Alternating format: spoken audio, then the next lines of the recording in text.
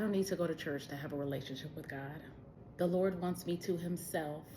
These are all the things that I believed before the Lord told me, get your butt back in church, girl. I was like, Lord, as long as me and you was locked in, Lord, I know I don't need a church. He let me go on about my prayer and he let me go on about my business. But by next week, my butt was up in somebody's church. The conviction was heavy. It's so important to have that one-on-one time with the Lord, and it's so important to have that time with community. You could not have one without the other. If you have just one, you're malnourished. So many of his children are isolating themselves, thinking that it is making them more holy than it is. You have more power when you're in the body. Yes, we have seasons of isolation where the Lord needs to work on you one-on-one, but so many of us have found way too much comfort in that hiding and in that place. A lot of us have had church hurt in the past, or if you're like me, you did not grow up in church very much at all. I can count how many times I have been to church as a child on two hands. The enemy was utilizing that and leveraging that for my discomfort and telling me that I wasn't gonna fit in and telling me that I shouldn't go to church.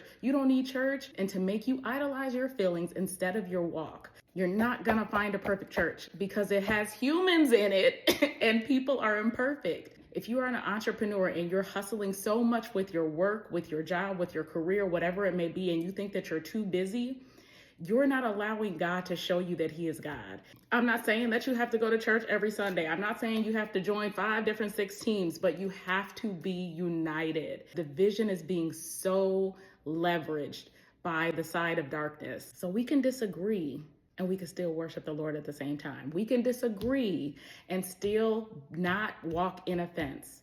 We can disagree and still love on each other and still be united as one body of Christ. But the enemy is going to try to separate you. In war and in spiritual war, when you are alone, that's when you get attacked the hardest. I prayed and I asked the Lord, I said, Lord, will you please send me to the church that you see fit for me? He allowed me to understand with his grace that no, babe, actually do need community. You cannot be in the body of Christ by yourself. You cannot be in the body of Christ alone. I pray that you do not let the enemy pull you into darkness, pull you into solitude when it's not your season for that. I love you.